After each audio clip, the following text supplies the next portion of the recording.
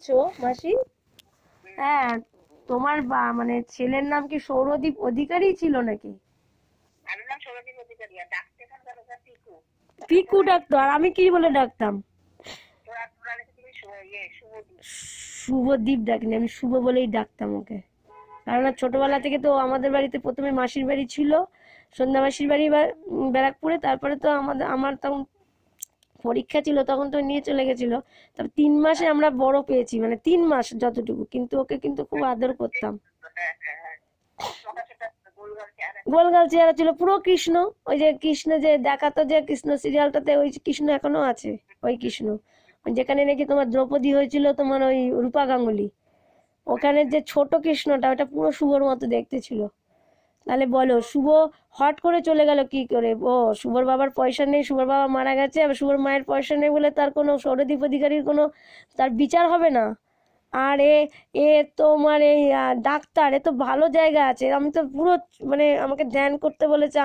সেখান থেকেই তো আমি বাড়ি থেকে 25শে ডিসেম্বরে লাহিড়ী বাবার আশ্রমে গান করার পর ওখান থেকে আমাকে একটা লোক আমার গান শুনে মোহিত হয়ে তিনি আমার ফোন নাম্বার সব নিয়ে নিল, বললো 5 দিনের ক্যাম্প আছে। আমার মামের সঙ্গে কথা হলো, সমস্ত কিছু হলো, কিন্তু ক্যাম্পে আমার বর দেবে? একদিন হলো ঠিক আছে, তাই না? হ্যাঁ, এইবার মাম তো দেবে না। না না, ভয় তো পায় সবাই, কেননা আমার তো ওইসবে খুব একটা ইসে না। তার কারণ এইবার, তখন তুমি বিশ্বাস করতে, 25শে ডিসেম্বর থেকে প্রত্যেকটা দিন আমি বাড়িতেই ধ্যান করছি। হঠাৎ করে দেখছি 3টে 4টের সময় আমার ঘুম ভেঙে যাচ্ছে। আমি রীতিমতো আমি শুয়ে থাকতে পারছি না, আমাকে উঠে বসতে হচ্ছে। বসে ওইগুলো নিয়েই চিন্তা ভাবনা করছি, কি হচ্ছে না হচ্ছে, কেন সঞ্জয় রায় মারা গেল, সঞ্জয় রায়কে কেন সব দোষী সাব্যস্ত করছে। এটা তো কেউ কিছু জানে না, কেউ তো দেখেনি যে কে দোষী, আসল কেউ তো দেখেনি। আর তোমার ওই এগুলো আমার মানে মনের মধ্যে এগুলো আর আর খালি স্বপ্ন দেখছি যে সঞ্জয় রায়ের মায়ের মা, সঞ্জয় রায়ের মা সমানে কাঁদছে, তার কারণ ওর ফাঁসি হবে। ঠিক আছে, ফাঁসি হবে। এবার এবার তোমার ও যে সত্যিকারের, ও যে দোষী না, ওকে কি যেন বলে না, কলির পাটা না কিসের পাটা, বলির পাটা করে ওকে। জানে এইসব লোককে দিয়ে না, জানো মাসি, যারা ড্রাঙ্কার হয় না, ড্রিঙ্ক করে যারা, ধরো তাদেরকে না মানুষ না গুন্ডা হিসেবে রেখে দেয়। এই ডাক্তারগুলো ভালো মনে করো গুন্ডা, এরা তো অনেক কিছু করতে পারে, অনেক কিছু করতে পারে এরা। কারণ আমাদের আমাদের এখানেই দেখেছি, তুমি জানো না, বিশেষ তৃণমূলের ভালো আর কি, বুঝলে তো? আমাদের দিদি তো খারাপ নয়, মমতা ব্যানার্জি, ব্যানার্জি টাইটেল আছে, ব্রাহ্মণরা কোনো সময় খারাপ হতে পারে না। তার থেকে বড় কথা হচ্ছে উনি গান ভালোবাসেন। 2010 সালে আমার সঙ্গে প্রদীপ নাগের যখন সম্বন্ধ হয়, তখন ওখান থেকে সব লোক আমার গান শুনেছে, আর আমার মাকে বলেছে কিছু মনে করবেন না, আমার সঙ্গে তো মোনালিসার সম্বন্ধ ঠিক হচ্ছে, একটু একটু গান করতে দেবেন, হ্যাঁ, ফোনে। তো আমার ল্যান্ড ফোন ছিল, মা বাবার ল্যান্ড ফোনটা মা ফ্রি পেত। আমি ওখানে বসে মানে আমাকে বাধ্য হয়ে, তার কারণ ওখানে সম্বন্ধ ঠিক হচ্ছে, এবার আমি গান করছি সেই রবীন্দ্রসঙ্গীত। এবার সবাই বেশ এই একটা নেতা শোনে, ওই একটা নেতা শোনে, তখন ওদের মধ্যে থেকে একজন বলল, তুমি যেন একবার মমতা ব্যানার্জি দিদিকে গান শোনাও। তার কারণ উনি খুব রবীন্দ্রসঙ্গীত ভালোবাসেন, এবং তখন থেকে আমার মনের মধ্যে খুব ইচ্ছে প্রচণ্ডই, আমি তাকে মমতা দিদিকে ভালোই বাসতাম না, কিন্তু ওই সে সম্বন্ধটা, হ্যাঁ, অনেক অনেক জায়গায় ওই দাদাটা বক্তৃতা দিয়েছে, একদম হওয়া হবেই এখানে সম্বন্ধ। কিন্তু ওই ছেলেটার একটি কথা, আমি দুটো কথা পছন্দ করি না। ও বললো, প্রথমে বললো যে ইসে নেবে না, কি যেন বলে এগুলোকে, নগদ নগদ। যেই যেই নাকি বিয়েটা ঠিক হয়ে গেল, তখন বলছে হ্যাঁ একটু নগদ হলে ভালো হয়। ওর মাও বলছে ওরকম টাইপের। আমি বলছি এ আবার কি, শালা এদের তো তাহলে কিছুই নেই, যে নগদ চায়, লোকের পয়সায় ফুর্তি মারে। হ্যাঁ, আর যে প্রকৃত ভালো হবে, আমার শতদল গাঙ্গুলি ভীষণ ভালো, ভীষণ ভালো, কোনো একটা পয়সা পর্যন্ত নেয়নি। এমনকি তুমি জানো, যখন নাকি ওকে দোকানে নিয়ে গেছি, আংটির দোকানে, ও ও বলছে কি, ওই যে মুখপাতের যে আংটি দেয় সেগুলো দেখান, অত রোগা। আমি বলছি তুমি বড় আংটি দেখো, ও মুখেবাদের আংটিগুলো দেখাচ্ছে, মানে দোকানদার আমার দিকে তাকাচ্ছে, বলে এ ছেলে কি এত ভালো ছেলে, পরের পরের হিসেবে কিন্তু একনিষ্ঠ খুব, ও কাজের দিকে হেভি ভালো। খাওয়া দাওয়া ভালো মতো করে না, ঠিক মতো খাওয়া দাওয়া করে না, খাবে বিড়ি, ও খাবে বিড়ি। আর বিড়ি কিন্তু আমার কন্ডিশনে ছিল না বিয়ের মধ্যে, যে ও বলেছে বিড়ি আমি খাবো না, আমাকে অফিস থেকে রীতিমতো ওর ব্যাপারে বিড়ি খাবে আর চা খাবে। তার ফলে কি হবে বলো তো, শরীরটা তো খারাপ, লিভারটা তো খারাপ হয়ে যাবে। আমি যে ওকে ভালোবাসি, ওকে তো বিয়ে করতাম না, তো কন্ডিশনে আমার বাবলি বলেছিল যে নিজেকে কখনো বিলিয়ে দিবি না, নিজেকে কখনো কারোর কাছে বিলিয়ে দিবি না, আর চারিদিক তাকিয়ে চলবি যাতে কোনো সার মাস এসে গুঁতো দিতে না পারে। সত্যি তো তাই, আমরা ধরো একনিষ্ঠ ভাবে চলছি, পেছন দিক দিয়ে আমাকে ডাকলে আমি শুনি না তো, আমি তো সবসময় একটা চিন্তা ভাবনা নিয়ে চলি। আমার বাবলিও তাই ছিল, সেই জন্য ওনার মধ্যে জেগেছিল যে আমার ছেলেটা তো চলে গেছে। যখন ইঞ্জিনিয়ার দেখলো না, বাবলি বাবলি তো রীতিমতো বলে গেল, যখন ও যাচ্ছে 18 দিন হয়েছে মাত্র, বুঝলা? তুমি এই ঘটনাটা জানো, শ্যামলদার ব্যাপারটা জানো?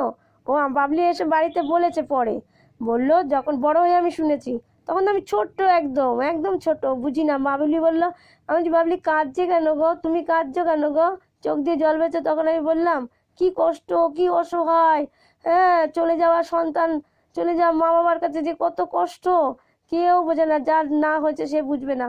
এবার মানে তুমি, বাবলি তখন চুপ করে ওরকম করে কাঁদছে, নাকি নীল কালারের জামাটা পরা ছিল, বাবলি বলেছিল ওই জামাটা মনে মনে একটু একটু মনে মনে পড়ে। এইবার হঠাৎ করে আমি জিজ্ঞেস করছি যে বাবলি কি হয়েছে গো, বললে কি দাদা কোথায়? আমি বললাম, বললে দাদা বলে ডাকতাম তো, দাদা নেই, আকাশে উড়ে গেছে। তার মানে বুঝতে পারছো কতটুকু আমি। এবার তখনই দেখা গেল সন্ধ্যা মাসি কাজে, খুব কাজে, ওনার কেউ কেউ আসে চুরি করতে, ওনার রুমাল থেকে টাকা খুলে কে নিয়ে চলে গেল। মানে ভাবতে পারছো কিরকম মানুষ আজকাল, হ্যাঁ, যে আসে যার ধান্দায়, হ্যাঁ, এরকম কি করে করলো, এটা করতে পারে? তখন উনি বলছেন কথাটা, সবাই জিজ্ঞাসা করছে, বললো আমার কপালে নেই তো কি হবে, এ যখন ভূমিষ্ঠ হয় তখন আমার শ্বশুরমশাই, হ্যাঁ, কত কত মিষ্টি খাইয়েছে লোককে, হ্যাঁ, আর ও যে এরকম চলে যাবে, আমার এত মানে বিশেষ সন্তান, প্রথম সন্তান, এরকম প্রথমে তো দিদি হয়েছে, কিন্তু ছেলেদের মধ্যে তো ও প্রথম হয়েছে। আমার সেই গলাগুলো আমার মনে পড়ে, যতটুকু পড়ে। হ্যাঁ, হ্যাঁ, ওই দেখো, ও মাসি, আমার দাদাকে যদি চেন দিয়ে আশীর্বাদ করে, তাহলে তোমার সোনার চেন দিয়ে, তাহলে ছোট ছিল চেনটা, ছোট ছিল না অনেক বড় ছিল? আচ্ছা ঠিক আছে, তাহলে যদি সেটাই হয়, তাহলে আমার মায়ের বিয়ের সময় বাবলিকে কি দিয়েছিল দাদু?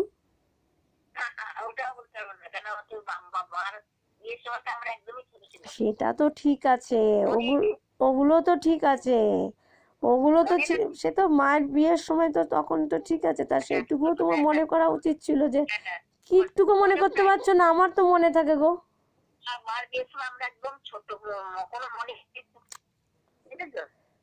আরে একটু কি কি কি ছোট আমি বুঝতে পারছি না গো। যাই হোক, বলতে বলতে পারছো না।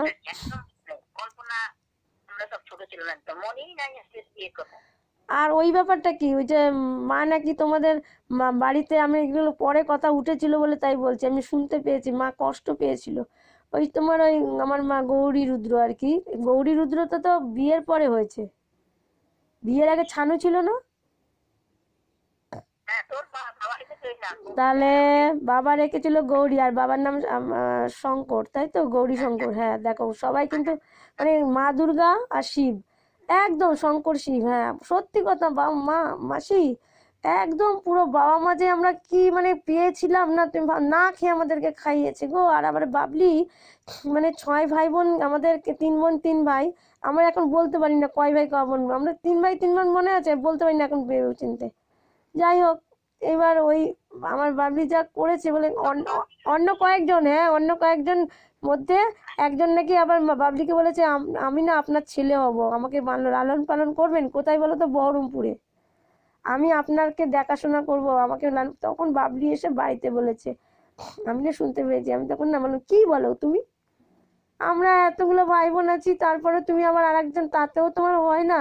বলে আমি যে মানুষ ভালোবাসি রে, জীবে দেওয়া করে যেই জন সেই জন সেবিতে উৎসার, ও বলছে আমার কাছ থেকে খাবে, আমার দয়া পাবে। তার কারণ আমার বাবলি সকাল ছোটবেলায় দেখেছি, খেতে দিত যখন মা, অফিসে যেত তো 9টার মধ্যে মা করে দিত, হ্যাঁ, আর ওই 9টার ট্রেনটা ধরতো, 9:30টার, আমাদের কাস্তাপাড়া থেকে বহরমপুর যেত তো। আমার বাবার সাথে কতটা মিল দেখো তো। আমার শ্বশুর বাবাও তো বহরমপুরে শৈলেন গাঙ্গুলি করতো পিডাব্লিউতে। আর আমার বাবাও তো ক্যালকাটা টেলিফোনসে সেন্ট্রাল গভর্নমেন্টের চাকরি করতো। একা একাই তোমার ইসে থেকে ওই যে বহরমপুর আর বেলডাঙ্গা থেকে আগে বহরমপুর ছিল, তারপরে বেলডাঙ্গা করলো, আবার বেলডাঙ্গা থেকে আবার বহরমপুরে করলো ট্রান্সফার। এরকম করেছে একা কারোর মাধ্যমে না, মানে এতটাই মানে কুড়ে একদম ছিল না। এই জন্য আমার শ্বশুর বাবাও একদম কুড়ে না। আমার শতদল গাঙ্গুলি আমার বর ও বলেছে যে আমি তোমাকে ডব্লিউবিসিএস আমি করেই দেখাবো। তারপরে মানে তখন রীতিমতো ডব্লিউবিসিএস অফিসার আর জুনিয়র ডাক্তার, আর তখন ওই আশিস বলে ও ডিজাইনার ছিল, আর একটা ছিল হচ্ছে বনগাঁটা, হ্যাঁ বনগাঁটাই হচ্ছে জুনিয়র ডাক্তার ছিল। ও মানে ও খুব মানে ও কিন্তু অভিশাপ দেয়নি। বনগাঁর ডাক্তারটা দেখা করতে বলেছিল, আমি বলছি না আমি দেখা করব না, আমার এখন কিছু বলিনি যে চুল ছোট হ্যান ত্যান কিছুই বলিনি। আমার বাবলি চেয়েছিল তো আমার মেয়ের চুল ছোট থাকবে, জিন্সের প্যান্ট পরবে, তা আমি তখন জিন্সের প্যান্ট পরতাম, বুঝেছো। এইবার এখন আবার কিনবো, দেখো না এখন আবার কিনবো, তার কারণ এই লোকে যেমন জিন্সের প্যান্ট পরে গেঞ্জি পরে আমি কেন করবো, আমি কুর্তির ওপরে পরবো, তার কারণ শীতকালে খুব ঠান্ডা লাগে মাসি, শীতকালে প্রচন্ড। হ্যাঁ তুমি বাইরে বেরোলে না, আমি বাইরে বেরোই তো, আর কোথায় কোথায় মানে একটু কম দামে পাওয়া যায়, আর যাতে আমি ওদেরকে দিতে পারি। বিশ্বাস করে এবার পুজোর সময় নবরাত্রিতে বলছি কি এই 9 দিন ধরে, ওদের তো নবরাত্রির নাম হিন্দুস্তানিদের হচ্ছে 9 দিন ধরে হয়, ঠিক নবমীর দিন ওদের এটা কেটে যায়, কতগুলো বাচ্চাকে খাওয়াতে হয়। তা সেই দিনকেই বলে আমি দুপুর সকাল থেকে ভাবছি আমার যদি একটা শাড়ি হতো, আমার যদি একটা শাড়ি হতো। তা কেউ তো আমায় শাড়ি দিয়ে গেল না, দেখো তুমি আজকে এসছো, দেখো তুমি শাড়ি নিয়ে এসছো। ও আমাকে দেখে জড়িয়ে ধরেছে, বলে দেখো আমি জানি তুমি আমাকে একটা শাড়ি দেবা। ওকে আমি শাড়ি দিলাম ওই মেয়েটাকে, তাহলে ওই বউটাকে আর কি, হ্যাঁ পয়সা দিয়েছে ঠিক আছে, পয়সা দিয়েছে কিন্তু বাকিতে, কিন্তু আমি তো সেটা কিছু মনে করি না, আমি তো কোনো পাপ নেই। আমার বর তখন বলেছিল যে, আমি বলেছিলাম তাহলে ও তো ওইখান থেকে ও দেখতে পেয়েছে, ও শুনতে পেয়েছে, আমাকে ফোন করছে, শুনতে পেয়েছে শতদল গাঙ্গুলি, ঠিক আছে, বলছে তুমি ডাক্তারটাকে না করে দাও, আর ওদিকে ডব্লিউবিসিএস অফিসারকে না করার কোনো ব্যাপার নেই, তার কারণ উনি আমাকে দেখা করতে বলেছিল, আমি যাইনি, ঠিক আছে, তার কারণ আমি জানি যে আমি কাউকে ঠকাবো না। হ্যাঁ কিন্তু আমি জানি একটু হলেও উনি আমাকে ভালোবাসে। ওই ওই গানটাতে ওই যে তোমারে জানি নে হে, তোমারে জানি নে হে, তবু মন তোমাতে ধায়, এই গানটাতে এইটা আমার দিয়েছিল অমিত কুমার নিয়োগী, এই গানটা আমাকে শিখিয়েছিল, ঠিক আছে। তো উনি কিন্তু উনি স্পেশালিস্ট, কিন্তু ওনার কাছে আমার গান শেখাটা হয়নি, ঠিক আছে। এবার আমি তারপরে তো ইউটিউব থেকেই আমি কত গান শিখলাম, কারণ আমার মাস্টার তো মারা গেছে, যে রবীন্দ্রসঙ্গীতের মাস্টার ছিল শরদিন্দু কুণ্ডু, উনিও আমাকে আশীর্বাদ করেছিলেন তুই একদিন বড় হবি, আমাকে বলেছিল, এবং দরদ দিয়ে আমাকে গান শিখিয়েছে, বলেছিল তুই কি কাউকে ভালোবাসিস, স্বপ্নদীপ করতে করতে, স্বপ্নদীপ স্কুলের টিচারই করতাম না, ওখানে তো আমার গানের জন্য নিল তো। এবার আমাকে বলছে যে তুই কি কাউকে ভালোবাসিস, ওই শরদিন্দু কুণ্ডু স্যার।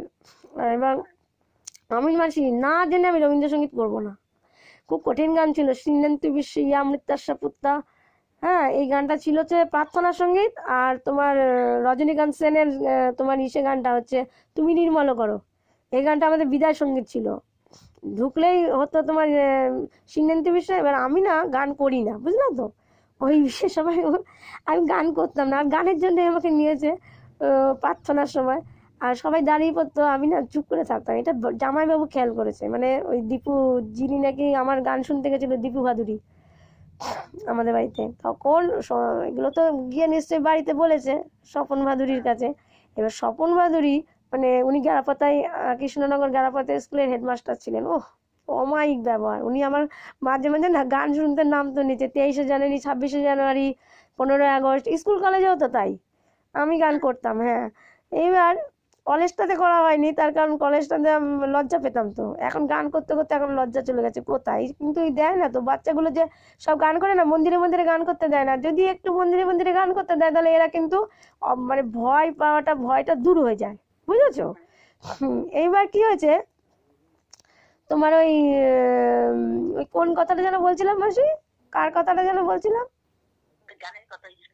স্কুল, হ্যাঁ। এই জন্য বলছি মন দিয়ে শুনবা। হ্যাঁ, এইবার গানে ওই যে আমি না চুপ করে দাঁড়িয়ে আছি, বুঝলে তো, আমি জানি সুর না জানলে রবীন্দ্রসঙ্গীত আমি সুর না জানলে, তার কারণ আমাকে ওই চিনবা, ওই যে মনে আছে মাসি, ওই যে কাঁঠাল কাঁঠাল আমার বর্দা যার বাড়ি থেকে কাঁঠাল নিয়ে আসতো, সেই এরই বা এই দীপু কাহালি বাড়ি, চেনো না? সে মনে আছে? চিন্তা খেয়াল নেই? ওই কাহালি, দীপু কাহালির বাড়ি থেকেই তো আমার দাদা তোমার কাঁঠাল নিয়ে আসতো।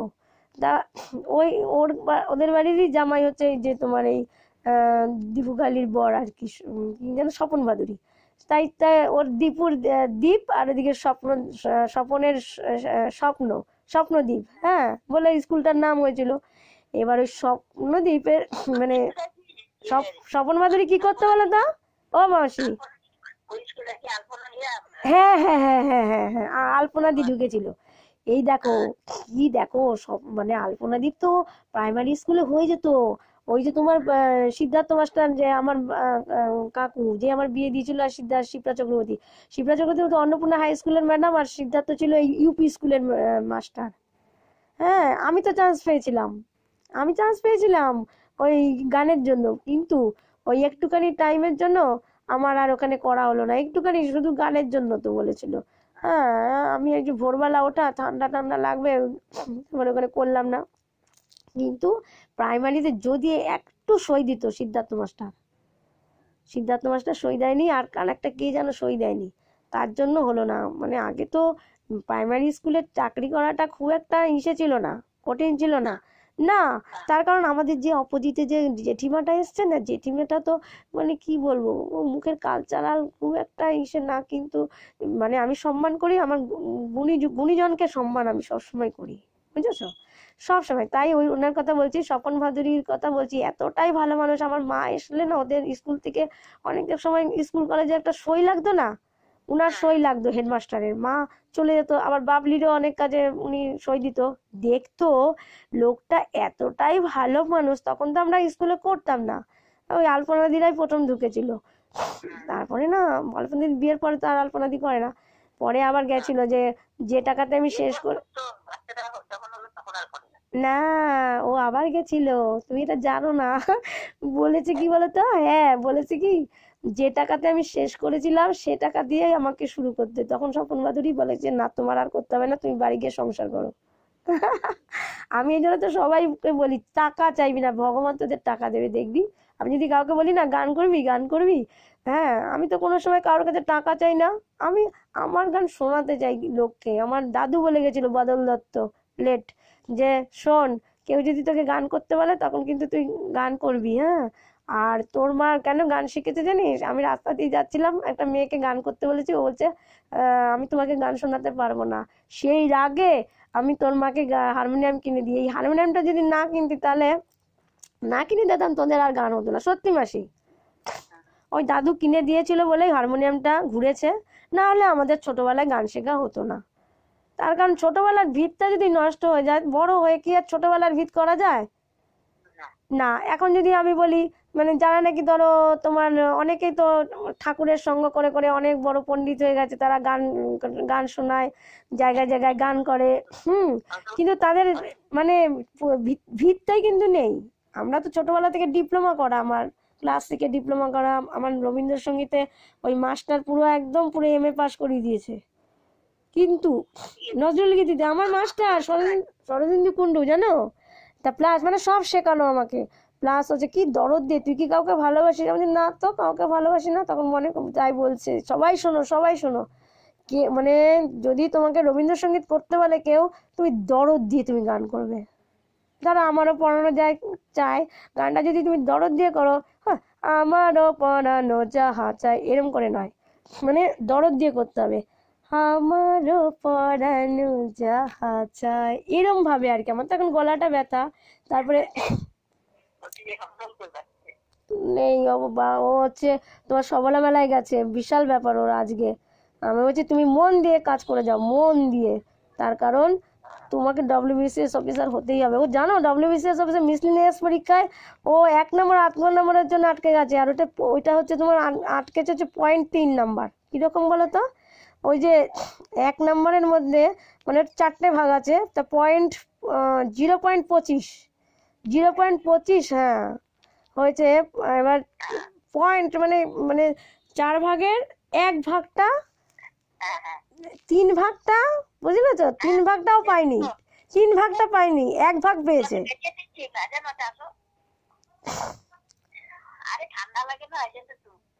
এবার 3 ভাগের 1 ভাগটা, বুঝলে,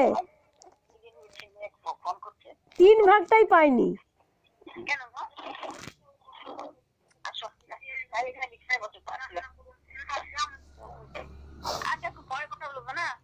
ওই যে বুচির মা কাকিমা এসছে না? হ্যাঁ, না না, তুমি এটা ওই যে সেই কারণেই বুঝলা, ওর কিন্তু ওইটুকুনির জন্য আটকে যাচ্ছে। তাই আমি বলছি যে তুমি দাও, তুমি WBCS অফিসার হবে, কিন্তু তুমি মন দিয়ে কাজ করে যাও। আর ও খুব মন দিয়ে কাজ করে। মাসি আশীর্বাদ করো, মাসি, ও মাসি, মাসি, ও মাসি, শতদলকে একটু আশীর্বাদ করো। করো তো, আমাকেও করো তো, আমি তোমাকে খুব ভালোবাসি মাসি। তুমি কিন্তু আসবে আমাদের বাড়িতে, এই যে গোপাল উৎসবে আসবে কিন্তু, হয় শনিবার নইলে রবিবারে। আমাদের ওখানে হয়তো বিক্রমপুরে, ওটাই আমি এখানে করব, কল্যাণীতে, বুঝলে। রাখলাম, হ্যাঁ, ভালো থেকো, ভালো থেকো, হ্যাঁ হ্যাঁ হ্যাঁ, প্রণাম। তাই আমি বলতে চাইছি যে এই শোন, তোরা শোন, এবার তখন ওই স্বপন ভাদুরী এতটাই ভালো ছিল যে উনি মানে মা যখনই যেত, যদি উনি গামছাও পরে থাকতেন, মানে স্নান করতে যাবে নাকি, বউরা বারণ করতেন, তুমি স্নান করে নাও তবে দেবো না, উনি দাঁড়িয়ে আছেন বয়স্ক মানুষ, আমি এখনই করে দিচ্ছি। এটাই হচ্ছে মানুষের গুণ, এত ভালো ছিল। আবার উনি আমার গান ভালোবাসতেন, উপর থেকে নেমে আসতেন, গান করো। তারপরে শিবু, আমার দীপু কাইলে আমরা দিদি বলতাম। উনার বোন আসতো মাদ্রাজ থেকে, উনিও আমার গান শুনেছেন। তারপর উনাদের ভাই মানু কাহালি একদিন 25 বৈশাখ রূপাদি করেছিল চাকলাদার বাড়ি। রূপাদি হচ্ছে আমাদের ওখানে ছোটবেলা থেকেই, মানে আমাদের ওখানে জনকল্যাণ মাঠে নাচ গান হতো, করতো। আমিও গিয়ে দেখতাম, নাচগুলো শিখতাম, আমি অনেক কিছু শিখেছি ওখান থেকে, নাচগুলো। তারপরে আমার তো NGOর ম্যাডাম আছে, ওনার নাম হচ্ছে, উনি নবান্নে আছেন, নাম হচ্ছে সুপ্রিয়া রায়। ওনার জন্যই আমি মানে রবীন্দ্রসঙ্গীত নৃত্যটা শিখতে পেরেছি। তারপরে আমার শরদিন্দু কুণ্ডু স্যার তো ওটা শিখেছেন, অমিত কুমার নিয়োগী জন্য ওই গানটা শিখতে পেরেছি। তার কারণ আর বাদ বাকি গান মোটামুটি আমি মানে স্বরলিপি দেখে দেখে, আর হচ্ছে ইউটিউব দেখে। তার কারণ আমি তখন অ্যান্ড্রয়েড ফোনটা নতুনই কিনেছিলাম, স্যার জানতো না, অমিত কুমার নিয়োগী জানতো না। উনি একটা পার্ট শিখিয়ে দিত, আর পুরো পার্টটাই আমি ওই ইউটিউব দেখে দেখে করতাম। উনি অবাক হয়ে যেত, কী ব্যাপার, আমি শেখালাম একটুখানি আর পুরোটা নিয়ে যায়, ওকে দিই, অন্যজনকে দিই একটা পার্ট, সব একটা পার্টই করে নিয়ে আসে আর পুরোটা গান তুলে নিয়ে আসে। আসলে আমার তো স্যারের মেয়ে শিবেন্দ্রনাথ দাস সোদপুরে থাকে, আমার দিদি BSNL এর চাকরি করতো, বড়ের চাকরিটা পেয়েছিল। তারপর তো পরে প্রাইমারি টিচারের ইসে হলো, মহাশ্বেতা ঘোষ। আমার মহাশ্বেতা রুদ্র ছিল, এই স্বপ্নদ্বীপ স্কুলেও চাকরি করতো। তারপরে যেই বিয়ে হয়ে গেল মানে এই সত্যব্রত ঘোষের সঙ্গে, সোদপুর, বাবাদের বাড়ি হচ্ছে সোদপুর, হচ্ছে দেবদাসের চেম্বার, রাজা রোড, দেবদাসের চেম্বারে ওখানে পাশেই হচ্ছে ওর শ্বশুর বাড়ি ছিল। তাহলে দেখো, সেই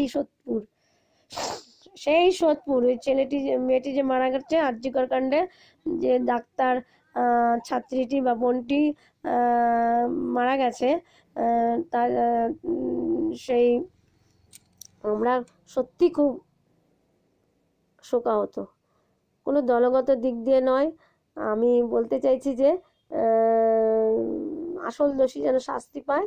কিন্তু আমি যেটা মানে মেডিটেশন করে, আমি মানে প্রত্যেকটা দিন ভোরবেলায় 25শে ডিসেম্বর থেকে মেডিটেশন করছি, হয়তো ভগবান সেটা চেয়েছে, সেই কারণেই ওইখানে তো আমার 5 দিনে মেডিটেশন হবে না। হঠাৎ করে কে লোকটা আসলো, একজন বললো যে তুমি তো এতক্ষণ গরুগুলোকে গান শোনান, আমি তো গরুগুলোকে বিষ্ণু মনে করি। তাহলে এই দিকে দেখো কত গরু আছে, শোনাও দেখি, শোনাও দেখি। বলছি কোনো ব্যাপার না, আমি গান শোনাবো গরুকে। তুমি ইয়ার্কি মারছো না তো?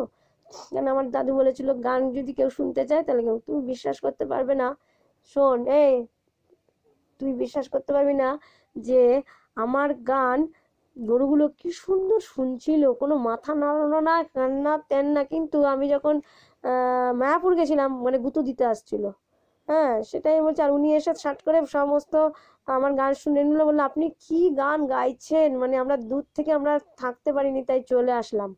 উনি তখন আমার ফোন নাম্বারটা নিল, নিয়ে বললো চলুন আপনাকে মেন ইসের কাছে নিয়ে যাচ্ছি, মেডিটেশন করবেন। আমাদের মেডিটেশন আবার কি, তো বুঝতে পারিনি যে একাগ্রতা, একাগ্র মানে একনিষ্ঠভাবে যে কাজগুলো করা হয়, মন দিয়ে ধ্যান যেটাকে বলে, বলে না যে ধ্যানের মাধ্যমে অনেক কিছু জানতে পারা যায়। আমি ধ্যানের মাধ্যমে আমি সেই 25 তারিখ থেকে কিন্তু ওই ধ্যান করে আসছি। লাহিড়ী বাবার আশ্রম, আমার চ্যানেল মোনালিসা রুদ্র ইউটিউব চ্যানেলটা সবাই যদি ফলো করে দেখতে পাবেন, হ্যাঁ। এবং সব শেয়ার হচ্ছে, আমার গান এখন সব জায়গায় মোনালিসা গাঙ্গুলি বলেই আমি উন্নতি করব, হ্যাঁ। মোনালিসা রুদ্র গাঙ্গুলির একটা বিশাল সম্মান আছে, গঙ্গোপাধ্যায়, মমতা ব্যানার্জি যে বন্দ্যোপাধ্যায়, কারণ এরা খারাপ মানুষ কিছুতেই হতে পারে না। আর যে গান ভালোবাসে, ফুল ভালোবাসে, এরা অবশ্যই এদেরকে প্রণাম করা উচিত, কোটি কোটি প্রণাম। এরা কোনো অন্যায় করেনি, এরা যে লোক রেখেছে বলতে তার চেলা চামুন্ডা, তারাই অন্যায় করছে, দোষ পড়ছে ওদের উপরে। তার কারণ একটা প্রমাণ আমি দিচ্ছি। আমি যেদিন সমুদ্রগড়ে ব্যারাকপুরে, আগের দিন ব্যারাকপুরে গান করলাম, গান করে পাশ থেকে যে গান করতে যাব, মায়ের কথা উঠছে, মানে অনুকূল ঠাকুরের প্রোগ্রামে তো মায়েদের ইসে হয়, মায়েদের সতীসঙ্গ হয় তো, হ্যাঁ। তা আমি গান শুরু আগে আমার স্যার বলে দিয়েছিলেন শরৎচন্দ্রকুণ্ডু গান করার আগে তুই প্রণাম জানিয়ে একটুখানি গানের জিসটা তো বলবি, হ্যাঁ, ভয় পাবি না, পড়াশোনা শিখেছিস, ভয় পাওয়ার কি আছে। আমি যেটা করবো সেটাকে আমি, যে মা মাই হয়, মায়ের জায়গায় কেউ নিতে পারে না, হ্যাঁ। তাই মায়ের উদ্দেশ্যে আমি একটি গান গাইছি, গানটির কথা এই হলো। এবার গান করতে যাব কি না যাব, তখনই ফট করে এই দীক্ষিত নাকি রে, এই দীক্ষিত নাকি রে, তখন বলছে এই বেশি কথা বলিস না, চুপ কর, বেশি কথা বলিস না, চুপ কর। পাশ থেকে শুনতে পাচ্ছি আমি। যাই হোক, কি করবো, পুরো কথাটা উনি শুনতে দিল না, মানে কাউকে আমি বলতে পারলাম না। পাশ থেকে বললো যে মা, তখন আমার শাশুড়ি মা বলে তুই কি, আমি কি তোর মা হলাম না? তখন আমি বললাম না শাশুড়ি মা, তোমাকে তো আমি সবসময় মা বলেই ডাকি, কিন্তু আমার মা গর্ভধারিণী মা, সেই মায়ের জায়গায় কেউ নিতে পারে না। তখন আমার শাশুড়ি বলছে কেন, আমি কি তোর মা হতে পারি না? হ্যাঁ, আমি বলছি তাহলে বলো তো তোমার মায়ের জায়গায় কাউকে বসাতে পারবে? তখন আমার শাশুড়ি মা বলে ঠিক তো, অবশ্যই ঠিক, তাই বলছি যে মায়ের জায়গায় কেউ নিতে পারে না, এই বলে গানটা করেছি। কিন্তু সুস্থ পরিবেশে না হলে আমার গান হয় না, তার কারণ না অ্যাটেনশনটা আমার ওইদিকে থাকে না, আমার খুব রাগ হয়। দেখবেন আমি ব্যারাকপুরের কুন্ডুবাড়ির প্রোগ্রামে আপনি দেখবেন আমি বলেছিলাম, কিন্তু যে শিশুর খিদে পাবে সে তখনই চিৎকার করবে, তাতেই বোঝা যাবে যে শিশুর খিদে পেয়েছে কিনা। যার খিদে পাবে, আমরা বড়রা, তারা ঠিক ওইখানে গিয়ে খাবে, হ্যাঁ, না খেয়ে যাবে নাকি কেউ? আমরা কিন্তু সত্যি করে, আমি তো ঠাকুরের খাবার পেলে আমি তো আমার খিদে অটোমেটিক্যালি পেয়ে যায়, এমনি অন্য কোনো বাড়ির খাবার না, ঠাকুরের খাবার পেলে আমি খুব খুশি হই। এখানে সেখানে যেখানে সেখানে আমি অহংকার মনেই করি না। কি আছে, ঠাকুরেরই তো খাবার খাচ্ছি, ঠাকুর দিচ্ছে তাই খাচ্ছি। যেখানে সেখানে খিচুড়ি খাই, ঠাকুর দিচ্ছে, খিদে পেয়েছে খাচ্ছি, আমার অধিকারে খাচ্ছি, ঠাকুর দিচ্ছে খাচ্ছি, ব্যাস। কিন্তু আমাকে বলতে দিল না, এটা বলতে যাবো সবে যে মায়ের যারা কেউ নিতে পারে না, লাস্ট ফিনিশিং এ মা মাই হয়। পাশ থেকে বলছে দীক্ষিত কিনা, দীক্ষিত কিনা, দীক্ষিত কিনা, দীক্ষিত কিনা, দেখ তো দীক্ষিত কিনা। আর বেশি কথা বলতে বারণ কর, বেশি কথা বলতে বারণ কর। আরে বেশি কথা না বলে আমি বুঝাবো কি করে? তা আমি তো এই যে এতক্ষণ ধরে যে বলছি, তা এত কথা কি বলবো না? যে কথা গানটা করছি, যতবার দেখি মাগো তোমায়, আমি যে গানটা করছি সেটা অনুযায়ী আমি করার চেষ্টা করব। যাই হোক, গান আমি শুরু করে দিলাম, আর তার আগে তো বক বক বক বক করছে, গান শুরু করতে পারছি না। যে খেয়ে যান, খেয়ে যান, খেয়ে যান, আনন্দবাজার বসে গেছে, এইসব বলছে। যাই হোক, আমি তখন বললাম যে যার খিদে পাবে সে খাবে, ডিস্টার্ব করবেন না মাঝখান থেকে, তাহলে আমাদের অসুবিধা হয়। আমরা তো একটা মানে একটা চিন্তা ভাবনা নিয়ে গান শুরু করি, মাঝখান দিয়ে ভুলে গেলে খাতা নিয়ে আসিনি, হ্যাঁ। আর আমার মাস্টার বলেছে সবাই শুনে নাও, যে গান যত না দেখে করবে তত গান ভালো হবে, হ্যাঁ। গানটাকে মুখস্থ করে নিতে হবে, আর স্বরলিপিগুলো মুখস্থ করে নিতে হবে। মুখস্থ মানে স্বরলিপি সেরকম থাকতেই হবে, রবীন্দ্রসঙ্গীত শুধু স্বরলিপি থাকতে হবে। এইবার ওই রবীন্দ্র গানটা করলাম, গানটা শেষ হয়ে যাওয়ার পরে আমার মানে সব সব অনুষ্ঠান শেষ হলো, হওয়ার পরে আমার খুব খারাপ লাগছিল প্রচণ্ড। তখন যেই হয়ে গেছে যে কেন আমাকে এরকম বললো, তার মানে এখানে আমার জায়গা নেই। আমি খুব অভিমানী যে এখানে কেন গান আমাকে কথাটা বলতে দিল না। খুব কষ্ট পেলাম, আমাকে গানটা বলতে দিল না। ওই যে দীক্ষিত না, এই জন্য দীক্ষিত কেন হতে হবে? আমি দীক্ষিত ছাড়া কি ঠাকুরকে ভালোবাসতে পারি না? হ্যাঁ, তার মধ্যে কি কোনো একটা মনি ঋষি হতে পারে না? আমি কি কোনো ইসে হতে পারি না? আমি কি কি যেন বলে ওটাকে, ঋত্বিক হতে পারি না? মেয়ে ঋত্বিক হতে পারি না? আমি কথার কথা মানে মন দিয়ে শোনা, হ্যাঁ, যোগী পুরুষ হতে পারি না? হ্যাঁ, এই বলে আমার খুব খারাপ লাগছে। আমি এখানে খাবোই না, আমি এখানে খাবোই না। আমার খুব জেদ, মানুষকে ভালোবাসি কিন্তু। তখন সবাই মিলে এসে করছে, না তুমি আর অহংকার, তুমি খাবে না কেন অহংকার? আমি না, আমি অহংকার, আমি অন্য টাইপের মানুষ। তখন এই গুরুদেব, ওদের মধ্যে একজন ছিলেন মা, কি মাটা ভুলে গেছি, রত্না মা, মনে পড়েছে, রত্না মা আমার গুরুদেব, মানে গুরুদেবের বউ আর কি। কি সুন্দর গান করে, কি সুন্দর, দারুণ। এখন ওই গুরুদেব শুনতে পেয়েছে, দেখো ও খাবে না বলছে। বললাম কি হয়েছে বলো, তোমার কি হয়েছে? আমার এই ব্যাপার হয়েছে, আমাকে করতে পারে, তাই না, করতে দেয়নি না। উনি তাহলে কি করে বুঝলো? বলে তোমাকে আমি নিয়ে খাওয়াবোই, তুমি আমার বাড়িতে এসছো। উনি মানে আমাকে তো সেটাই মনে করতে হবে, যেখানে আমার প্রোগ্রাম থাকবে সেই বাড়িটাকেই তো মনে হবে ওটা আমার মন্দির, আমার বাবার প্রোগ্রাম, পরম পিতার প্রোগ্রাম। হ্যাঁ, আমি যতক্ষণ ছিলাম ততক্ষণ আমি সবাইকে চেয়ার দিয়ে বসতে দিয়েছি, তাতেও শুনেছি পাগল, আমি নাকি পাগল। হ্যাঁ, না আমি ওই বাড়িতে গেছি, ওই বাড়ির লোককেই বসতে দিয়েছি, তখন বলছে না না, কি বলছো, আমাকে বসতে দিচ্ছে, এরকম টাইপ আমার দিকে তাকাচ্ছে। আমি বলছি না না, শোনো তুমি বসো দাদা, কেউ যদি দেখছো দাঁড়িয়ে আছে তখন তুমি আবার বসতে দেবা। তুমি দাঁড়িয়ে দাঁড়িয়ে শুনছো, আমার ঠাকুর রাগ করছে। আমি ঠাকুরকে, অনুকূল ঠাকুরকে ভীষণ ভালোবাসি, কেন যে বাবা, আমি বললাম যে বাবার চোখ দিয়ে আমি মানুষকে দেখি, বাবার চোখটাই আমি পেয়েছি। শঙ্কররুদ্র দেখে নেবেন, শঙ্কররুদ্র মোনালিসা রুদ্রের মধ্যেই আছে। শঙ্কররুদ্র জিমন্যাস্টিক বেঙ্গল চ্যাম্পিয়ন ছিল, সমস্ত রকমের কাজ উনি জানতেন। জুতো সেলাই থেকে চণ্ডীপাঠ, এত সুন্দর চণ্ডীপাঠ করতে পারতো, উফ, বলার কথা না। কবিতা টবিতা সমস্ত কিছু আমাদের কানের কাছে বোঝাতো। তাই বাবার মতো কেউ হবে না। কিন্তু আমি বাবার অভাব বুঝি না, তার কারণ আমার শ্বশুর বাবা ভীষণ ভালো, ভীষণ ভালো। কিন্তু আমার মায়ের অভাবটা খুব বুঝি, মায়ের জন্য আমার খুব কষ্ট হয়। একটা সত্যি কথা সবাই শুনুন, আমার দিদিরা তো সবাই থাকতো না, আমি একা একা বাড়িতে বসে পড়তাম। দাদা ওই ঘরে পড়তো, ছোটদা, বাবলি মাঝে মাঝে এই ঘরে হয়তো আসতো। তা কিরে পড়ছিস তো? আমি হ্যাঁ পড়ছি। হ্যাঁ, কালী পুজোর সময় মা গেছে হচ্ছে কালী ঠাকুরের ওখানে, প্রতি বছরে পুজো করতো। এবার মা গেছে ওখান থেকে আমি চালাকি করে কি করেছি, মাকে আমার দরকার খুব, তখন বাবলিকে বলি বাবা আমার পেট ব্যথা করছে। সঙ্গে সঙ্গে গৌতম দাকে পাঠালো, যা ওদের বাড়ি থেকে ডেকে নিয়ে আয়, পেট ব্যথা করছে ওর। মানে মেয়ে মানে ওনার জান, মানে ছেলে মেয়ের প্রতি ভীষণ টান ছিল, মানে সত্য কথা একদম। সাথে সাথেই মা চলে এসছে, আপনারা বিশ্বাস করুন একটু, মা যেই চলে আসলো সাথে সাথে তখন আমাকে বললো, কি রে তুই ডাকছিস কেন? আমি কিছু না, তুমি এতক্ষণ নেই কেন? তাই জন্য। ও তাই না, আমি নেই বলে তাই জন্য তুই এরকম করলি? হ্যাঁ, আমি একটুখানি দেখতে গেছি সিরিয়াল। আমি কি করবো বলো, আমার যে ভালো লাগে না তুমি না থাকলে, আর তুমি না থাকলে ভালো লাগে না। তাহলে সত্যি কথা আমি বলছি, যার মানে ছোট ছোট ছেলে মেয়ে আছে তারা সবাই চায়, কিন্তু মায়েরা কি করে এখন, মোবাইল দিয়ে ভিডিও দেয়, এগুলো তো ঠিক না। ওকে সেই সময়টা যদি অশিক্ষিত মা হচ্ছে, ও যদি বইটা, আগে তো মোবাইল ছিল না। হ্যাঁ, তার কারণ মোবাইল কি দেবে, মোবাইল কত টাকা দেবে আপনি, আপনাকে আর কত টাকা দেবে, তাতে কোনো মান সম্মান বাড়বে না। বরঞ্চ ছেলেটা যদি ভালো মতো মানুষ হয়, ছেলে মেয়েটা একটা ডাক্তার হবে, একটা ইঞ্জিনিয়ার হবে, একটা পুলিশ হবে। হ্যাঁ, তাই বলতে চাইছি, মোবাইল নিয়ে ওদের সামনে ঘাটবেন না। যখন নাকি ওরা ঘুমিয়ে পড়লো তখন ঘাটবেন, ওদেরকে পড়াবেন, বই দেখে দেখেই পড়াবেন, না দরকার হলে মাস্টার আসলে ওটা শুনবেন, সেটাই আবার ওদেরকে পড়াবেন। তার কারণ ওনার মা চায়, তার কারণ মাটা তো সবসময় 95% মায়ের কাছে বাচ্চারা থাকে, আর বাদ বাকি 5% হচ্ছে বাবা চাকরির জন্য যায়। যে চাকরি না করলে বউকে ছেলে মেয়েকে খাওয়াবে কি করে? তাই প্লিজ একটু মোবাইলটা ওদের সঙ্গে তাহলে দেখবেন, এই ছেলে মেয়েরাই আগামী দিনে আর পরনিন্দা পরচর্চা ওইটা যেন একদমই করবেন না। তার কারণ স্কুলে গিয়ে আমি নিজে চোখে দেখা শোনা, এই সব স্পিন্ডেলে দিতে আসে সব বাচ্চারা, এই তোর বার কি দিল রে, ওই পুজোর সময় কি দিল, ওই তোর কানে কে দিল রে, ওই এই সব আলোচনা। মা কারণ একটুখানি তখন একটু বই নিয়ে ঘাট, মেয়েকে দিতে এসছিস, সবাই তো আর গাড়ি করে দিতে পারে না, ট্রেনে বাসে আসে, একটু বইটা নিয়ে পড়, যে বাড়িতে গিয়ে যদি একটুখানি ভালো মতো বোঝাতে পারিস। হ্যাঁ, আমার এটা কথা, এছাড়া আর কিছু নেই। কেউ রাগ করবেন না।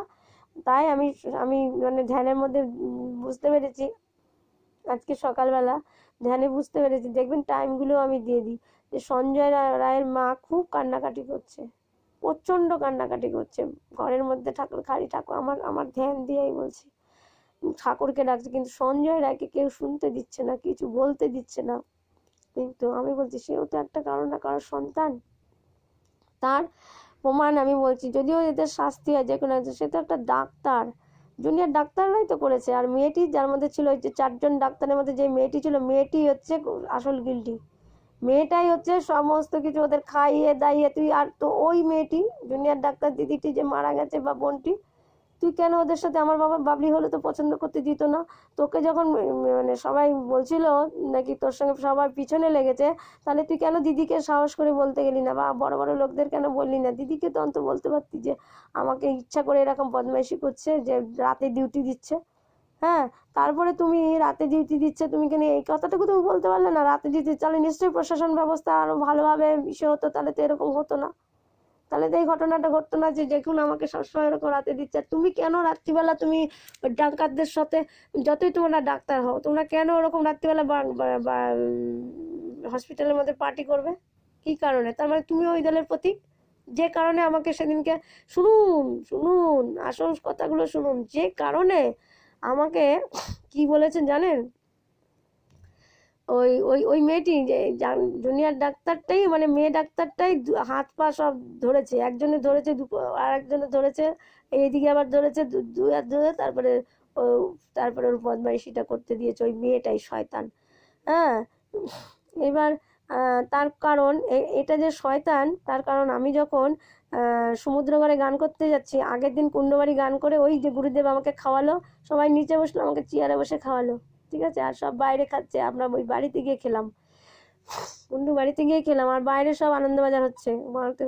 আপনারা ভাবতে পারবেন না, যে আমাকে নিয়ে গেল সে কিন্তু নিচে বসে গেল, আর আমি খেলাম কোথায়? চেয়ারে বসে খেলাম। গুরুদেব কিন্তু আমাকে বসিয়ে দিয়ে চলে গেল, উনি পরে খাবেন না আগে খেয়ে নিয়েছেন ঠিক জানি না।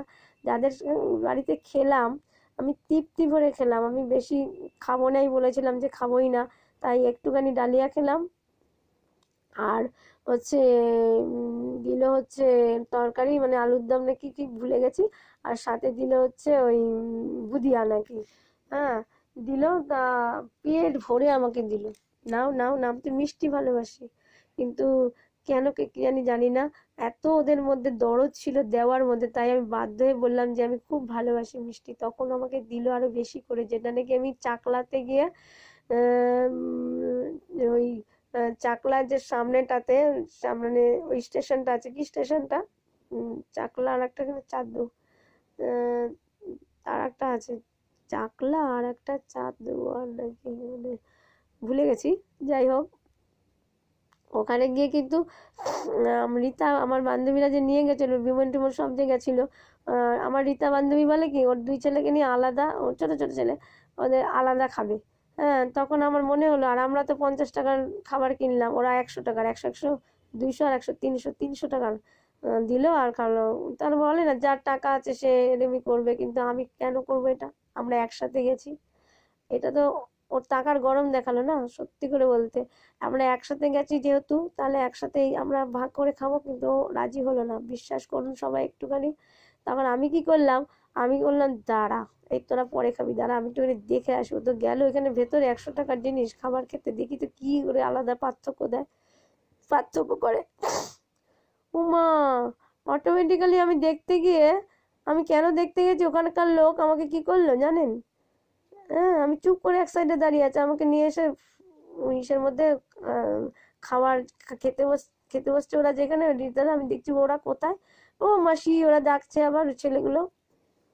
তখন বলছে, ওখানে যে খাবার দিয়েছিল সে এসে বলে কি, আপনি এখানে দাঁড়িয়ে আছেন কেন? আমি জানি না, আমি অত কিছু জানি না, আপনি বসুন।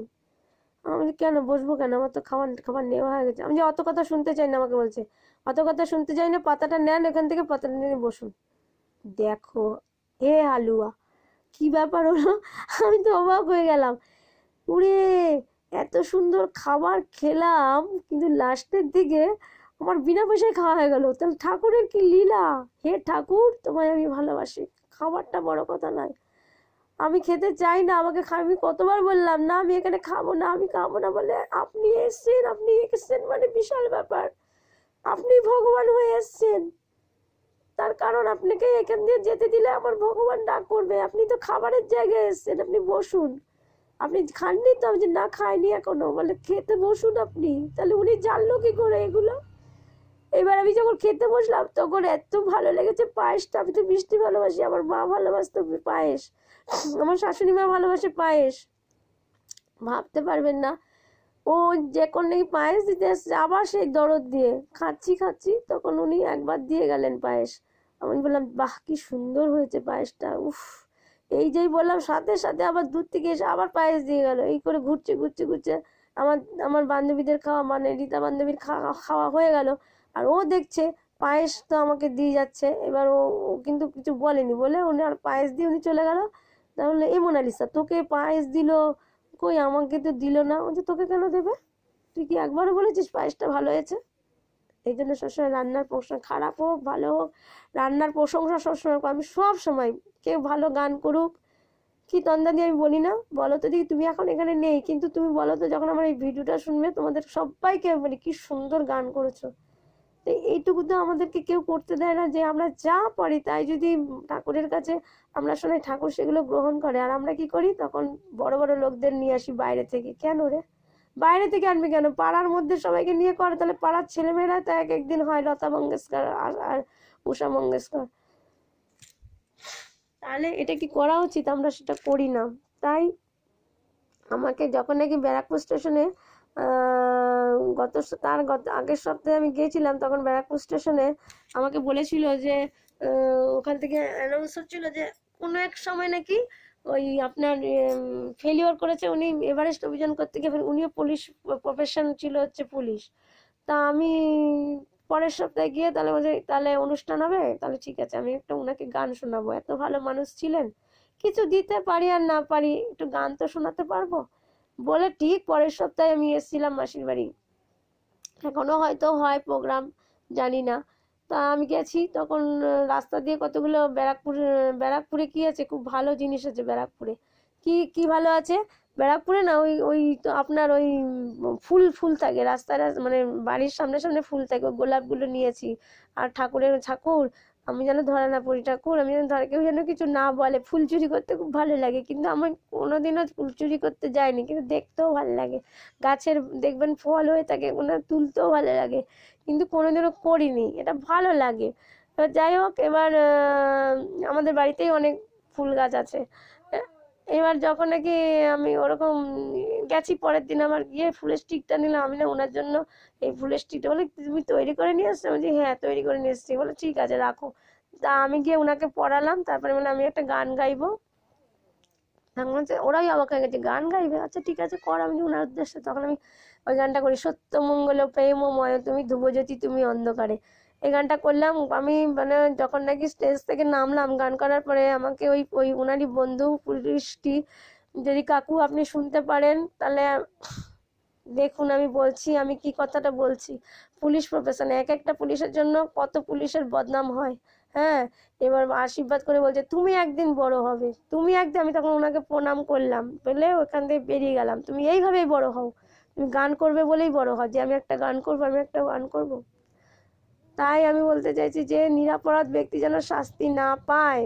হ্যাঁ, সেদিনকে আমি যখন নাকি ওই ওখানে খাওয়া দাওয়া হলো, ওই ব্যারাকপুরে কুন্ডুবাড়িতে খাওয়া দাওয়া, ঘরের মধ্যে নিয়ে গিয়ে খাওয়ালো, তারপরে ওখান থেকে বেরিয়ে আসলাম। বেরিয়ে এসে যখন নাকি, তখন কাকু বললো কালকে আমরা যাচ্ছি সমুদ্রঘাট, যাবি? ওই আমাদের গুরু সেদিনকেই ওনাকে আমি গুরুদেব বলে মেনে নিলাম, যে আমি এই গুরুদেবকে খুঁজে বেড়াচ্ছিলাম কল্যাণীর মধ্যে, পেয়ে গেছি গুরুদেব, আমি পেয়ে গেছি কল্যাণীর মধ্যে। আমার যখন শিল্পাঞ্চলে ভালো লাগবে না, আমি কল্যাণীতে চলে যাব। গুরু তো, গুরু শিষ্যকে থাকতে দেবেই। যাই হোক, এবার গুরু, তারপরে মানে গুরুর বউ, গুরুমা পেয়ে গেছি, আমি গুরুমা পেয়ে গেছি, মানে মা পেয়ে গেছি মোট কথা। হ্যাঁ, এবার আমার তো সব মাকে আমার বাড়িতে নিয়ে আসতে ইচ্ছা করে। তাহলে ওই মারা কি আমাকে তাহলে গ্রহণ করবে না? হ্যাঁ, নিজের মেয়ে চলে গেছে তো কি হয়েছে? হ্যাঁ, ও তো নিজে ইচ্ছা করে তো ওর কিছু হয়নি, ওর ওকে করেছে যে বদমাইশরা, ওরাকে মেরেছে, তাদের যখন কষ্ট হয়নি। তুমি একটুখানি, আমার দাদা যখন মারা যায় তখন তো ইঞ্জিনিয়ারগুলো, যে ইঞ্জিনিয়ার দেখছিল পোস্টটা তো তারের টানায় দাঁড়িয়েছিল, তো ইঞ্জিনিয়ারকে দেখতে পারিনি যে পোস্টটা নিচের দিকে ভাঙা, তখন তোর সাসপেন্ড হয়ে যেত। তখন আমার বাবলি বলল যে আমার ছেলে তো চলে গেছে, বড় ছেলে, ভাবা যায়? হ্যাঁ, আমার ছেলে তো চলে গেছে, কিন্তু আহ, তখন তো আমরা হইনি। মাসিটাও হয়েছে, যে আমার ছেলে তো চলে গেছে, কিন্তু যদি যদি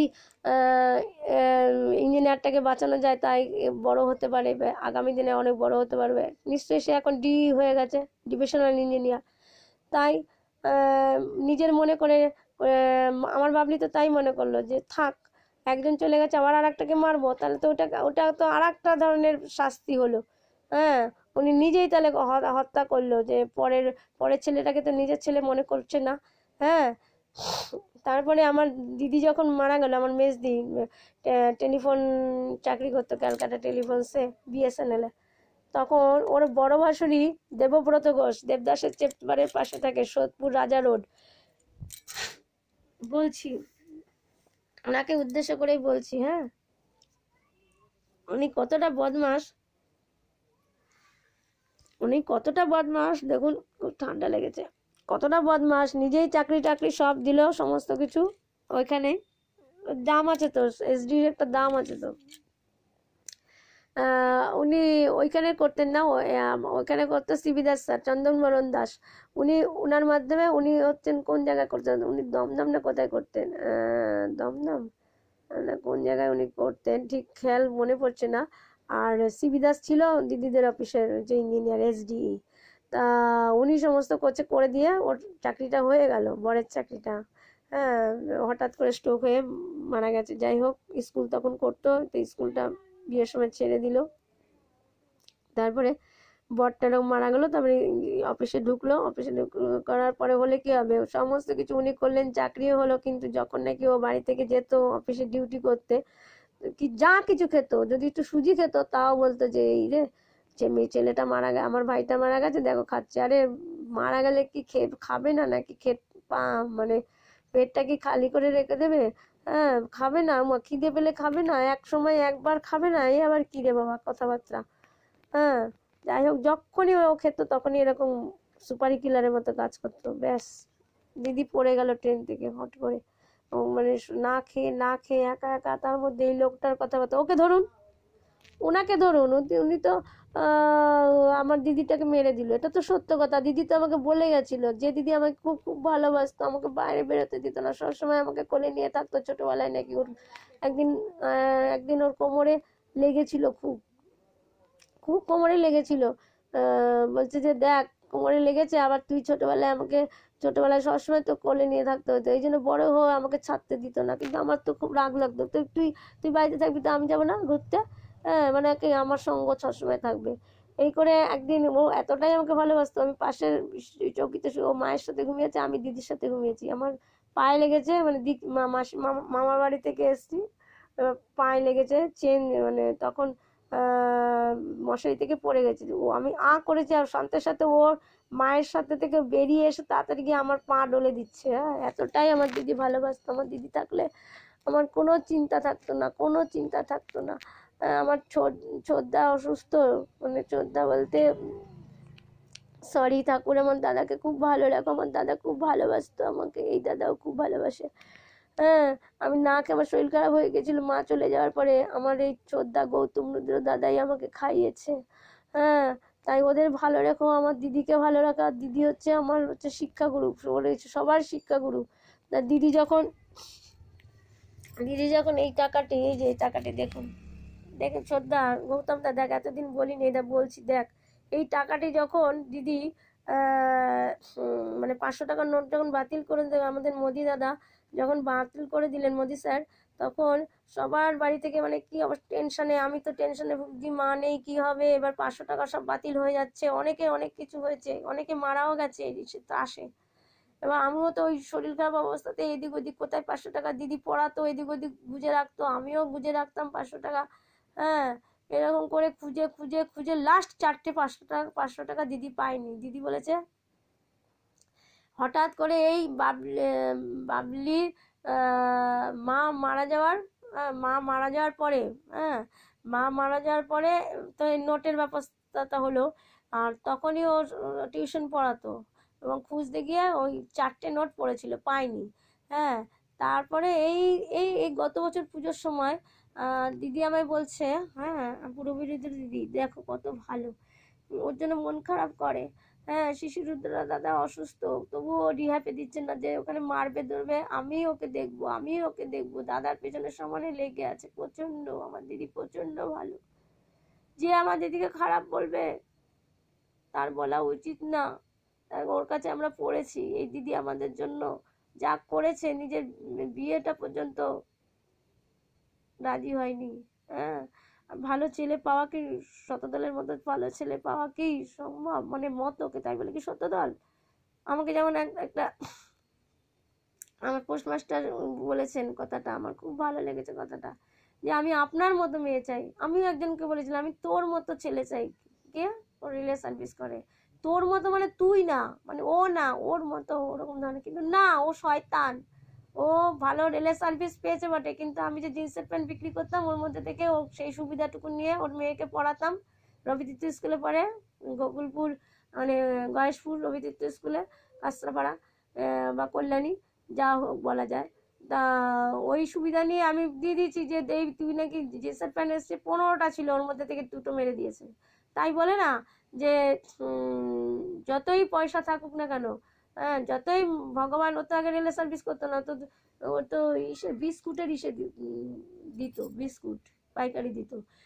তারপর তো চাকরি পেয়ে গেল, ওর জামাইবাবু সব করে টরে দিল। হ্যাঁ, এইসব চ্যানেল ছাড়া কোনো কিছু হয় না। তাই আমি আমার শতদল যেন নিজস্ব পরীক্ষা এবং নিজস্ব কাজ দেখি, আমি সবসময় ওকে বলি যে তোমাকে কিন্তু সবাই বলবে।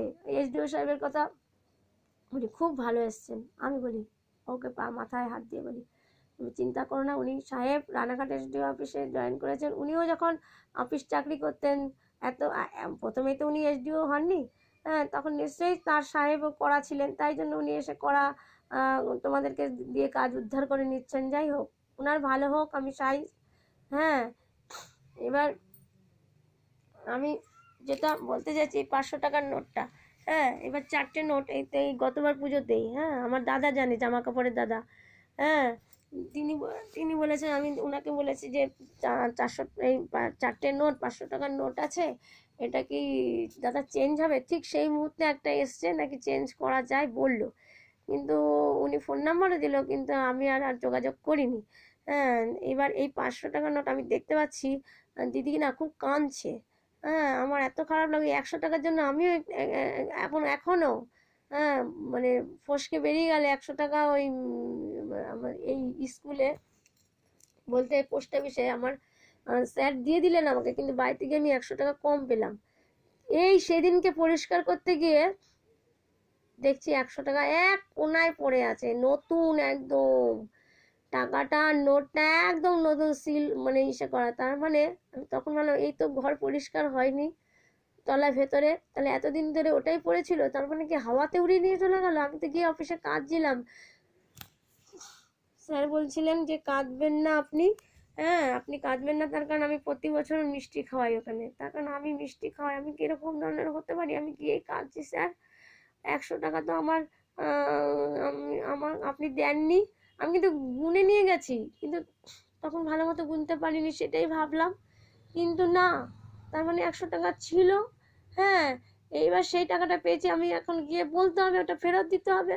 কালকেই আমি যোগাযোগ করবো অফিসেতে গিয়ে যে উনার 100 টাকা যে আমি কেঁদেছিলাম সেই 100 টাকাটা আমি পেয়েছি, বলতে হবে গিয়ে, কারণ অনেক কোনায় ভিতরে সেই পড়ে আছে 100 টাকাটা, সেদিন তো আমি চোখে দেখিনি।